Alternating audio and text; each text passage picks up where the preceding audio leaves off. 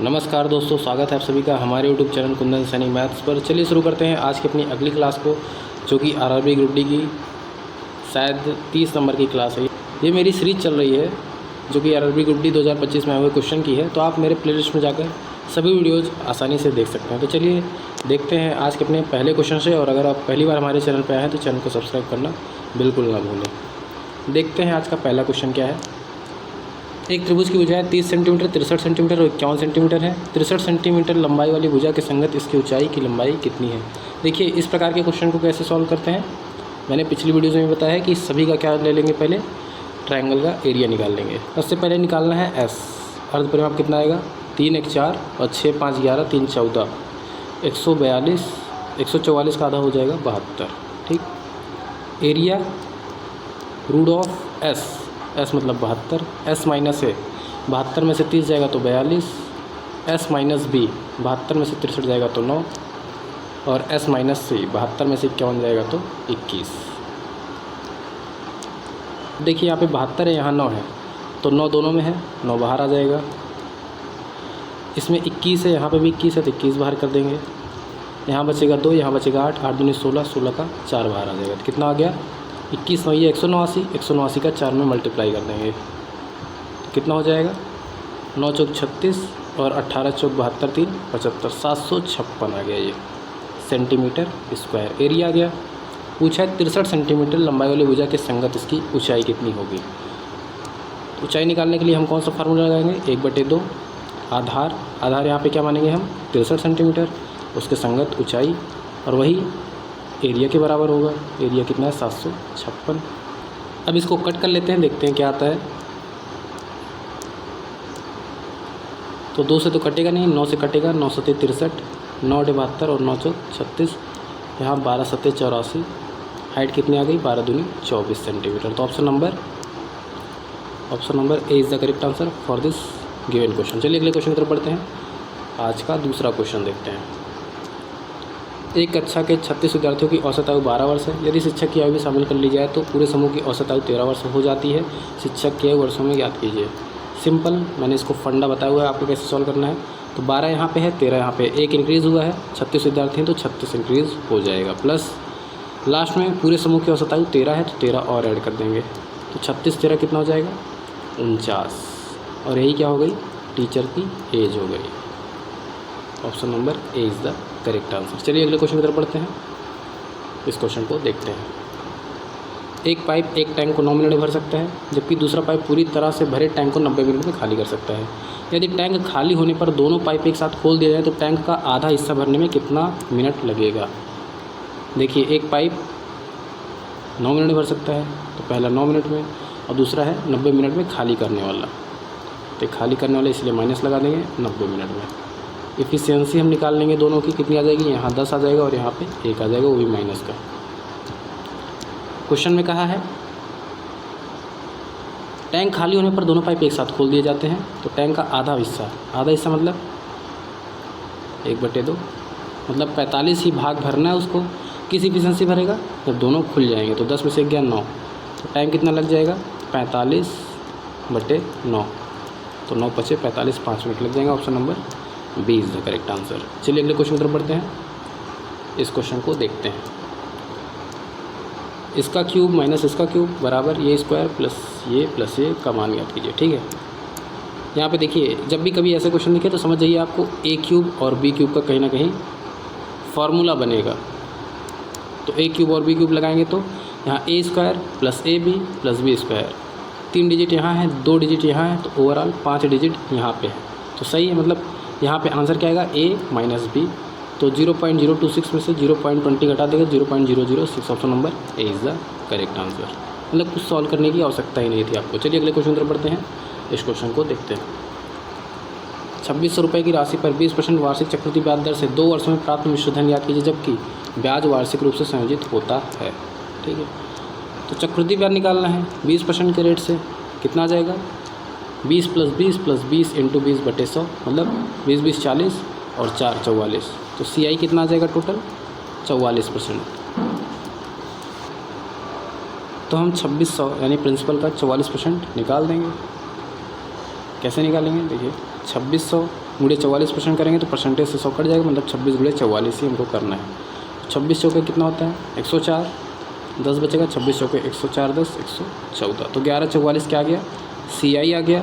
पूछा है क्या मिश्रधन, तो 2600 में इतना और ऐड कर देंगे, कितना आ जाएगा 600 में 144 744 और 2 1 3 3744। Option number D is the correct answer. चलिए अगले क्वेश्चन तरफ बढ़ते हैं, इस क्वेश्चन को देखते हैं।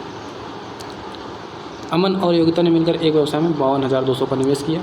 वर्ष के अंत में 5800 के कुल लाभ में से अमन का हिस्सा 1700 था। अमन का निवेश कितना था?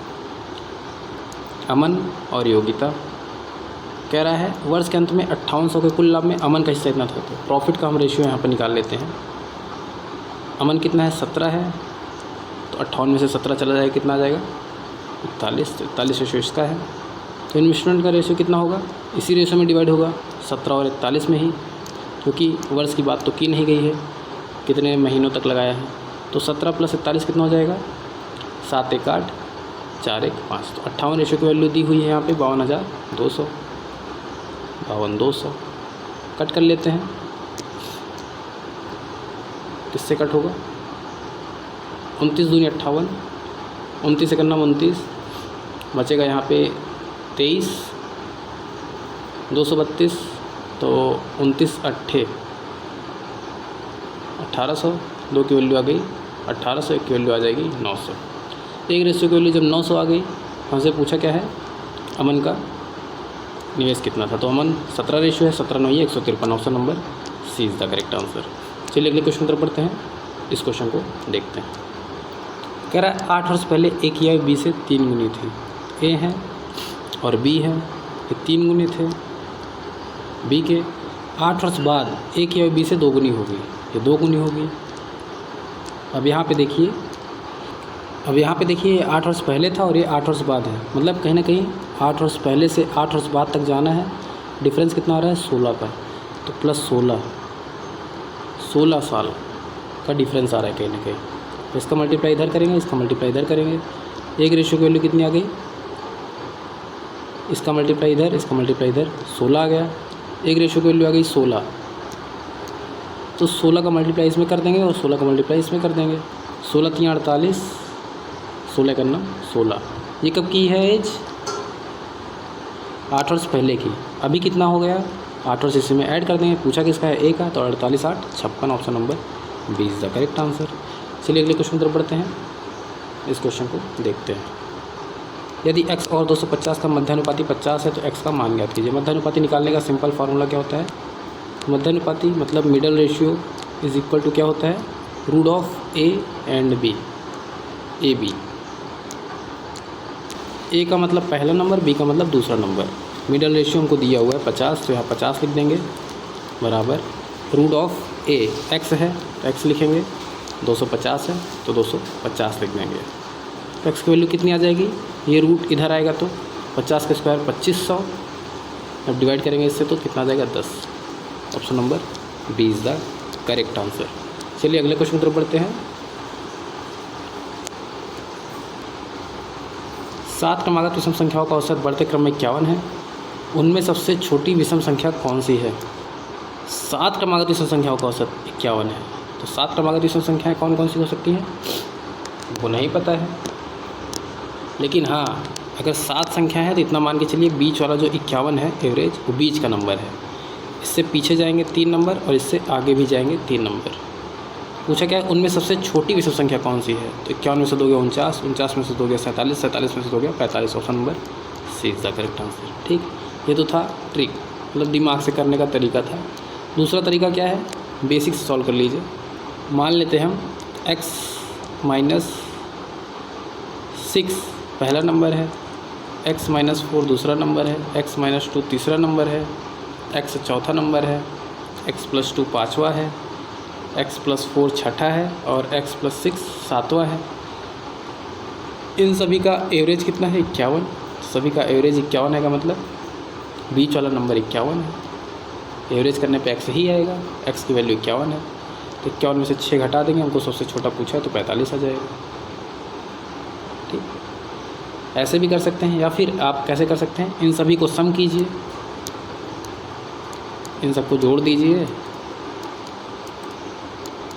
कितना आएगा देखिए, 1 2 3 4 5 6 7, 7x आएगा।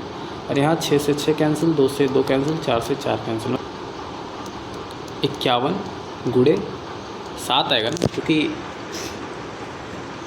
एवरेज दिया हुआ है तो सभी संख्याओं का योगफल अपान सभी संख्या, तो सभी संख्याओं का एवरेज ये है, मल्टीप्लाई कर देंगे संख्याओं से। तो 7 से 7 कैंसिल, x की वैल्यू कितनी आ गई 51, अब पुट कर देंगे आंसर आ जाएगा।